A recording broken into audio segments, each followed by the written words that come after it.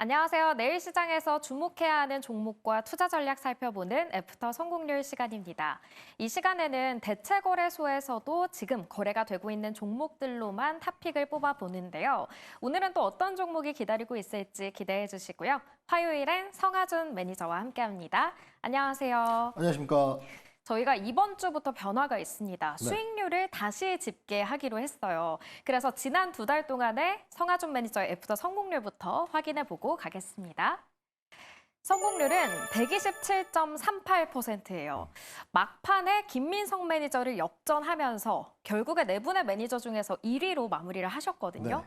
예상하셨는지 뿌듯하신가요? 네, 뭐 사실 뿌듯하지 않다라 그러면 거짓말인 것 같고요. 어쨌든 제가 포트폴리오에 넣어놓은 종목들을 보시면 알 것 같아요. 바로 직전에도 제가 8월 달에 주도 섹터는 반도체일 거다. 그쵸? 당시 포트 편입할 때도 그 말씀 드렸죠. 반도체 장비주가 낙폭과대되어 있으니 반등을 노려보자 해서 좀 이따 뭐 포트가 또 나올 수 있겠습니다만은 태성과 원익 IPS가 좋은 상승률을 보였단 말이에요. 네. 그렇기 때문에 제가 보는 포트는 한 달여간의 시장의 흐름들을 보고 물론 단기 흐름도 있겠지만 한 달여간의 시장 흐름을 보고 선점해서 넣는 거기 때문에 제가 원한 흐름대로 잘 나와주지 않았나? 저는 뭐 이번 상승을 두고 또 네. 겸손하게 또 다음 시즌을 또 준비하도록 하겠습니다. 좋습니다. 네. 지난 시즌에는 반도체를 중심으로 포트폴리오를 꾸려주셨었는데 과연 이번 달에는 어떤 종목들로 채워질지 기대가 되는 것 같습니다. 그렇다면 성하준 매니저의 포트폴리오 보면서 자세하게 살펴보도록 할게요. 말씀을 해주신 것처럼 원익 IPS와 태성이 40% 넘는 수익률을 2달 만에 가져가 줬고요. 이어서 서현이와와 코나아이 등등이 있습니다. 그렇다면 오늘은 어떤 종목 리뷰해 주시나요? 오늘은 반도체는 제가 말씀 많이 드렸고 네. 오늘은 서현이와 좀 이야기를 해보도록 하겠습니다. 서현이와에 대해서는 계속해서 긍정적이신가요? 그렇습니다. 사실 서현이와를 여러분들에게 말씀드리려고 하는 이유는 여러분들한테 자동차 시장에 대한 쇼크는 좀 벗겨도 되지 않나라는 말씀을 드리고 싶습니다. 왜 그러냐면 최근에 자동차 부품부터 완성차 시장에 대한 분위기가 이 관세에 대한 우려가 너무 많이 잡혀 있어요. 근데 제가 이전에 서현이와라든가 뭐 성화이텍 뭐 앞서 뭐 현대차라든가 기아 제가 매번 말씀드렸듯이 관세에 대한 영향을 25%를 부과한다라고 가정을 하고 주가를 봐도 저평가라고 분명히 말씀드렸습니다. 네. 근데 여기서 15% 관세가 나왔으면 안도를 해야 되는데 우리 대한민국 투자자들의 기본이 일단은 겁에 질리는 부분들이 기본이잖아요. 그렇다 보니까 야, 일본하고 유럽과의 2.5% 격차가 없어졌어. 우리 이제 경쟁력이 없어. 라고 이야기해버리다 보니까 이 자동차에 대한 투심이 악화된 부분들이 있어요. 그럼 저는 여러분들한테 이 말씀 드리고 싶은 거예요. 공포에 매수하셔야죠.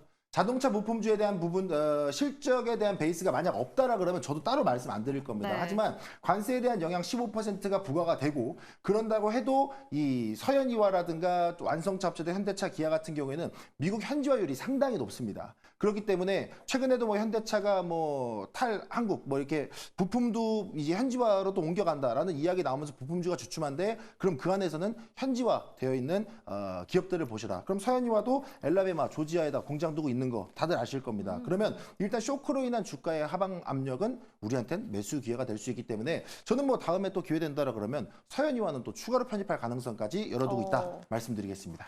사실 저희가 한미 FTA 협약으로 인해서 무관세로 수출을 했다가 이제는 자동차에 관세가 붙으면서 걱정하시는 투자자분들이 많은데 자동차 부품주는 여전히 유망하다라고 이야기를 해주셨어요. 그렇다면 오늘 이 애프터마켓과 내일 시장에서는 어떤 종목에 좀 집중을 해볼까요? 네, 저는 뚝심 있게 가겠습니다. 자동차 부품주 화신을 좀 오. 소개를 해드리려고 합니다. 네. 현재가 8,380원에 좀 거래가 되고 있는 화신인데요. 아시겠지만 이 현대차와 기아 1차 협력사인 기업입니다.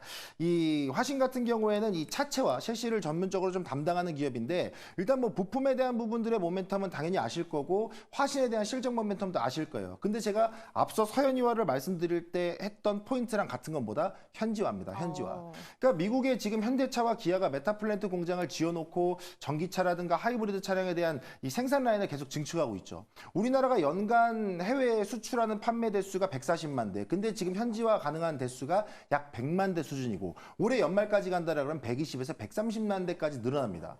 그러면서 현대차가 주요 부품사들한테 요구한 게 뭐냐면 내가 미국 갈 건데 너네도 같이 가자라고 이야기한 거예요. 그렇기 때문에 이 화신 같은 경우에도 엘라베마와 이 조지아 공장이 이 차체 공정을 두고 있다 보니까 여기에서에 대한 물류 비용도 줄어들고 이 관세에 대한 영향도 미비할 것이다. 그럼 저는 현재로서는 쇼크에 대한 흐름들은 충분히 반등이 나올 수 있는 자리다. 이렇게 말씀드리겠습니다.